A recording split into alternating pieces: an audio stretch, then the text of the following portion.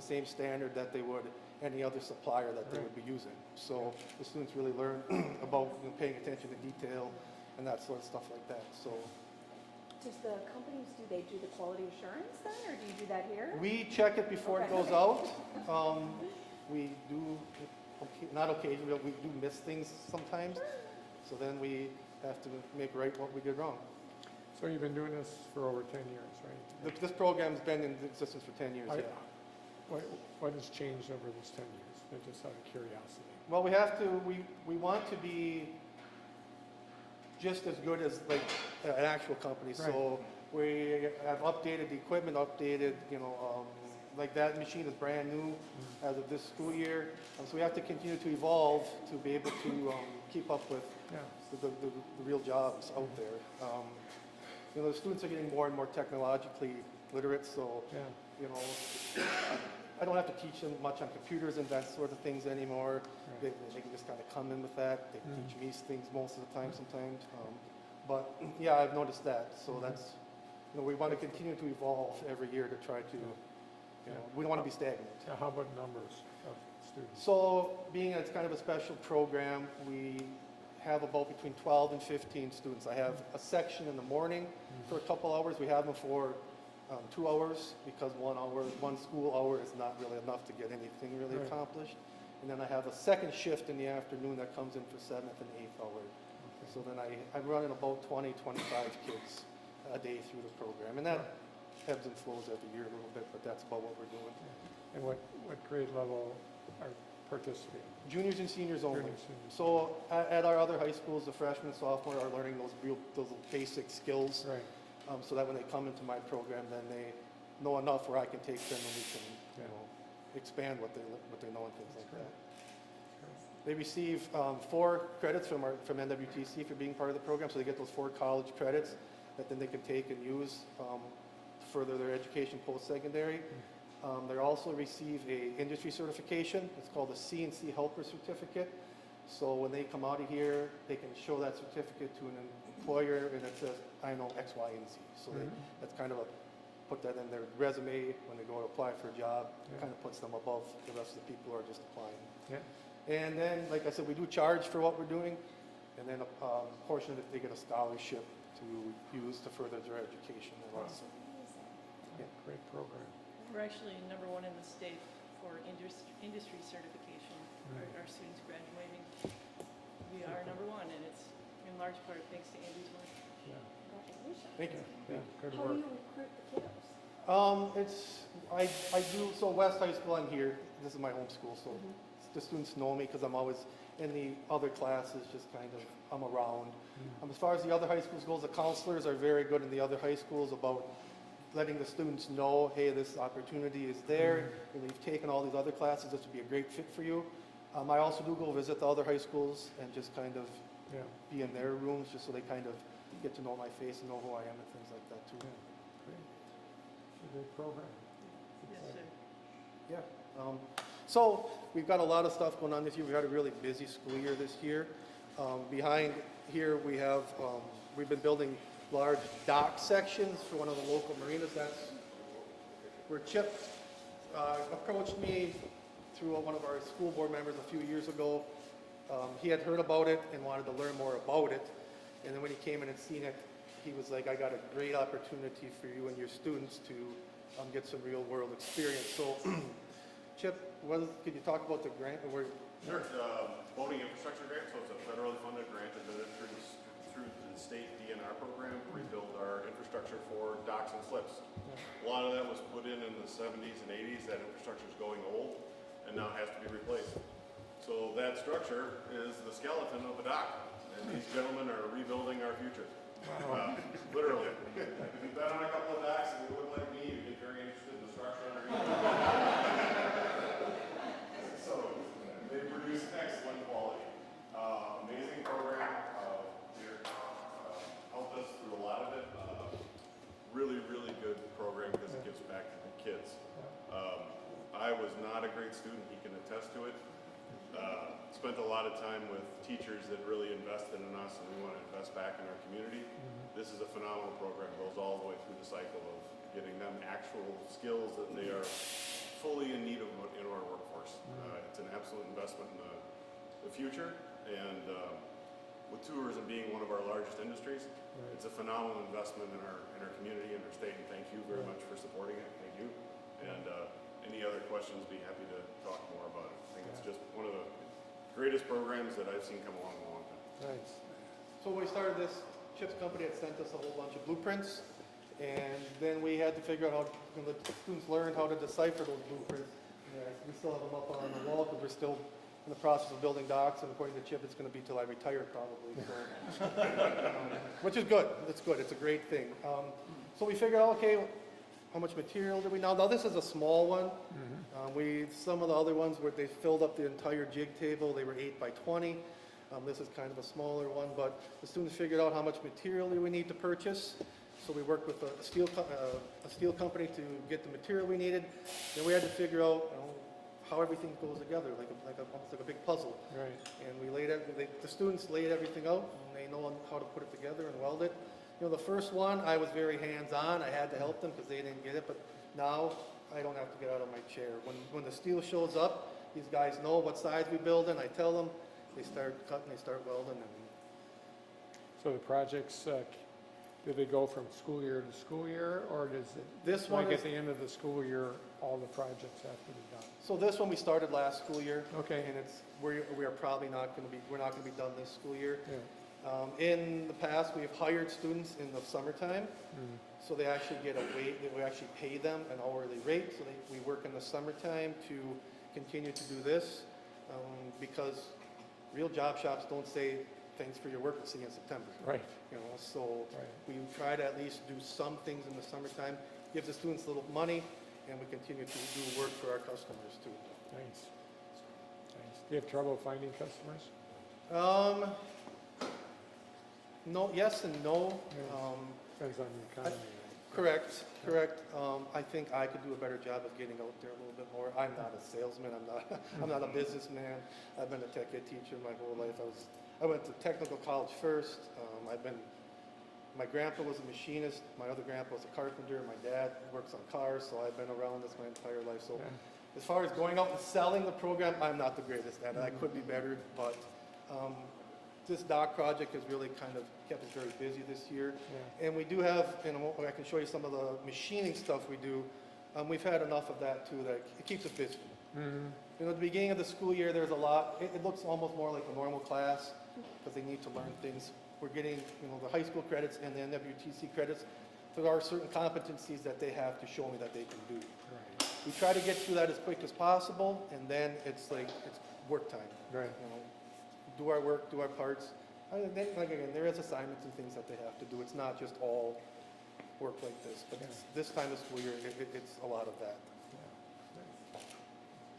Questions on the dock? Or anything like Looks that? good. Yeah. So we just, like Chip said, we build the skeleton, and then they send them out to get them dipped because it's a dock, it's going to get wet, and we wouldn't want this metal to get wet before Right. it's coated, or it would corrode. And then they put floats underneath it, and then a layer of concrete on top is the decking that they actually, and then they get put into the marina. Wow. Oh, these guys. Yeah, these guys have been some of the kind of the leaders as far as building these docks and things like that. They make my job easier. Any of you seniors? Those two are. Yeah. What are you going to do next year? Next year I'm planning on going to a company called Master Fleet and working on semi-truck trailers. They send you to, at least most of their employees, they send to Fox Valley Tech for some certifications and stuff, which is good. Yeah. Okay. Yeah. Ethan? I currently work at Master Fleet. So even though this is welding and machining, it still leads into the other trades also that Sure. they're needed all over, not just in the machining, welding, fab. When we need auto mechanics, we need diesel mechanics, we need carpenters, we need plumbers, we need electricians, Right. we need everybody. So even though this isn't technically working on semis, they're getting those hands-on, Yeah. basic mechanical skills that it's gonna Right. help them to exceed in their future. Yeah, for sure. That's great. So with the industry certification, a lot of students could go out and just go get a job right out of high school, a pretty decent paying job for an 18-year-old kid.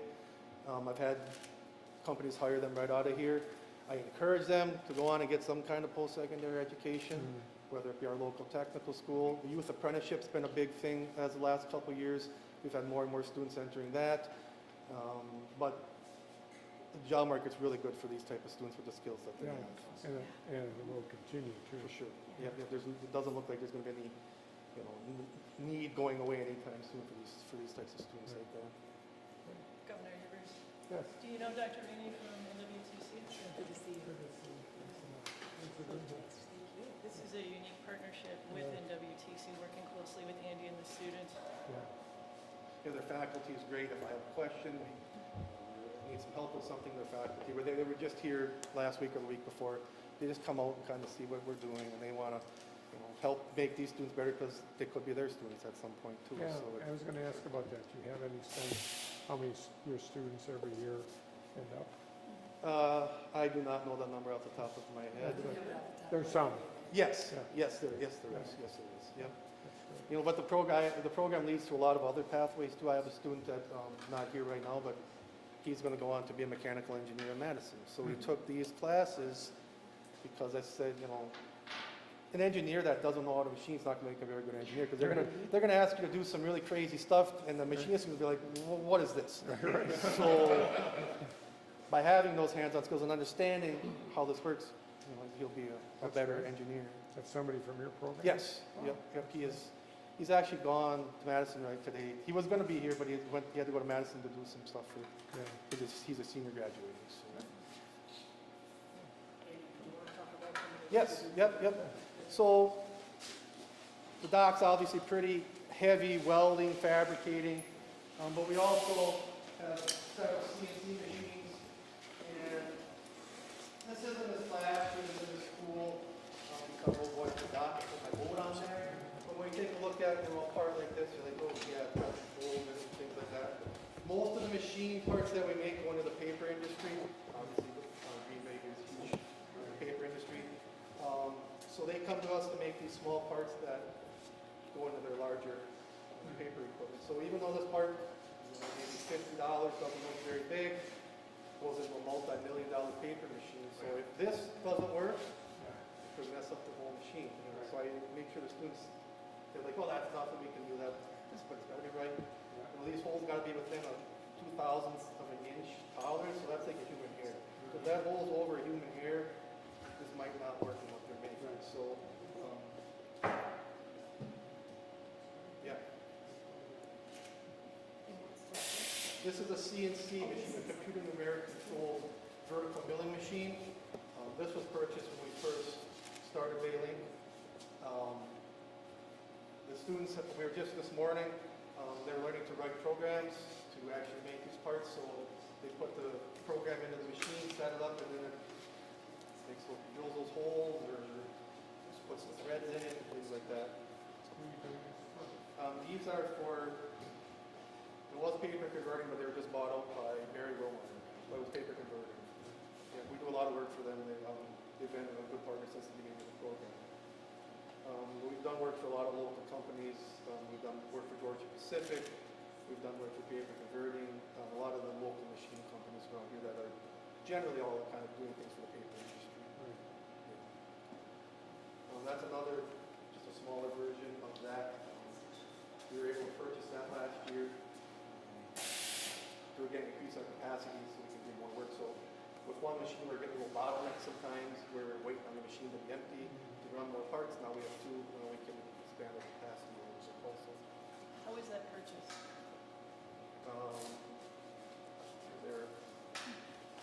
Was that total district, or did we split it? It's district funds. So the district paid for it. I I wasn't sure because That wasn't a trick question. But thank you for saying that. We can't afford to expand, and we talked about that before. This program is great, it meets a need in the district, in the community, but we can't afford to expand it because of the public school funding. We do have CTE available through Wisconsin Fast Forward, which the governor tried to expand in his budget as well. So there are opportunities for the Department of Workforce Development to help purchase equipment, and we'll make sure to send that over to you. Thank you. Yes. we do charge for what we do, so some of the equipment we can pay for, but it's not, we don't charge, I'm going to say we don't charge a lot. But that's why the company's like, you should charge us more money. But I'm not paying any real labor to the students because they're in school. Their job here is to be in school and to learn. The scholarship to get into the year is nice for them to further their education, but we do things really inexpensive. It's more about the experience, the real world experience for the students, not making money. Ever have downtime or isn't enough work for the students? It has happened. It hasn't happened this year, but that's why I'll keep a couple of those competency assignments that we have to do. I keep them kind of for that downtime. So they're still getting work on the machines and things like that. It's just, instead of making parts, they're making widgets for me, just so they can practice their skills.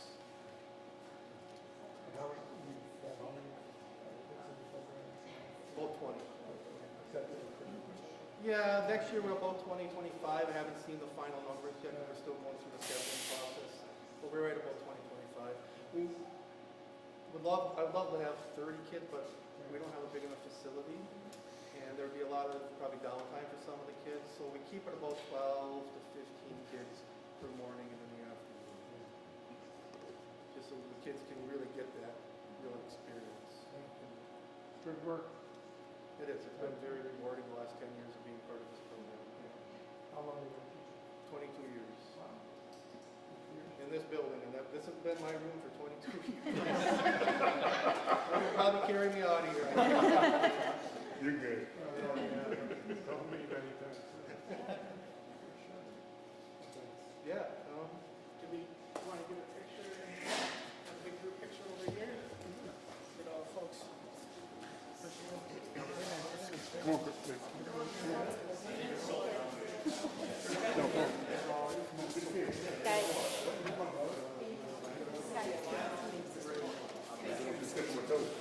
Do you have anything I need to carry? 'Cause I'm not-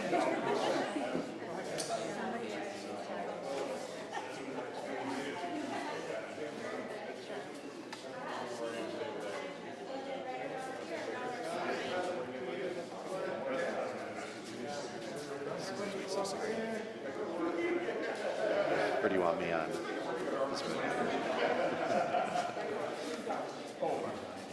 Everybody that wants to get a picture is kind of first.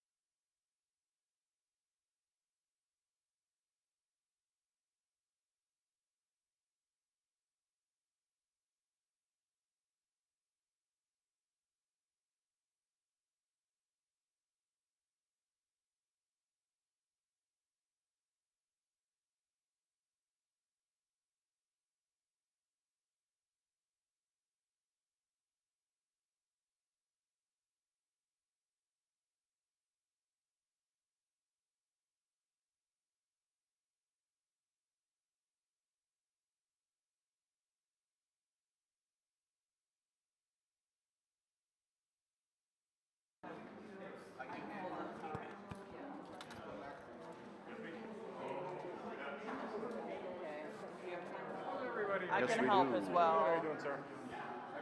Beautiful day. Yeah. Oh, yeah. Weather's good. Does anybody need help holding? Yeah, here. Yeah, let me set up.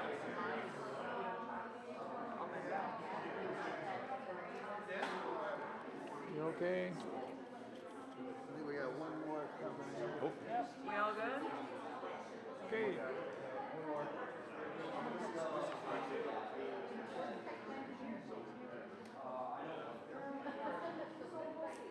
It's great to be at Green Bay West and their Bay Link manufacturing program. It's actually, I think I was here when I was state superintendent a long time ago.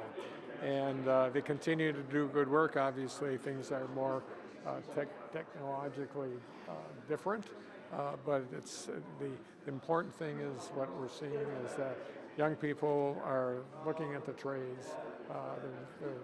They're going to be highly skilled by the time they leave this and get good jobs and help make sure that these jobs are filled in the Green Bay area. So it's win-win-win for school district, obviously for the students and for their future employers. So I'll be glad to answer any questions Governor, that people might have.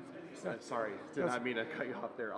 You talked about bolstering the workforce, and that's what a program like this is doing. And I know in your budget proposal, Joint Finance last week got it about 600 proposals that included some to bolster workforce. Any comments on that and just some of the other proposals that were removed as well? We're going to continue to fight for it. This happens every year, every budget. We put something together, they throw it all out, but at the end, when they go through individual items, those things start coming back. And so we're going to continue to fight for our public schools and for our tech colleges and the University of Wisconsin system. Education's our future, and Republicans know that as well as Democrats. And so at this point in time, it's more kind of like, okay, we're in charge, no, you're in charge type of thing. And frankly, I don't care, just as long as they provide the resources. Okay, last question? As a former educator, what does it mean to you that kids are getting real world working experience here? Yeah, and it's been obviously a priority of ours ever since I was state superintendent, frankly. It's important to have solid programming in all the areas, but where we have really moved forward in a really positive way is around the trades. And, for example, this program here, you think about what it looked like when I was in high school in these programs. They weren't trained directly for the workforce. They were just learning some skills that they might use at home, actually, or might use on the farm, which is important. But these students that are in programs like this come out with great skills, and they've got a good work ethic to boot. And so I just think the programs that we see now are significantly different in the technical areas than it was when I was a high school principal or a superintendent of schools. And I think it's important. It brings the community and the business world into the schools and really gives people real world skills that they're going to be using in the rest of their lives. But it also sends a message that things, the technology changes over time, and the schools change, and then the businesses change, and the schools respond to that. And I think that working relationship that we've found all across the state around businesses working hand in hand with their high schools is paying off in a big way. Governor, I'm sorry, real quickly, the $4 billion budget surplus, I know Republicans have said they want to use it for tax cuts, but what else do you want to see that being used for in this budget? Public education, childcare, for sure. Those are things. Childcare industry is teetering on the edge, and if we don't do something there's going to be a whole bunch of people that will be leaving the workforce because they got to take care of their kids at home. So those are the two things that I'll be focusing on, in addition to other things too. Okay, thank you all. Thank you, Governor.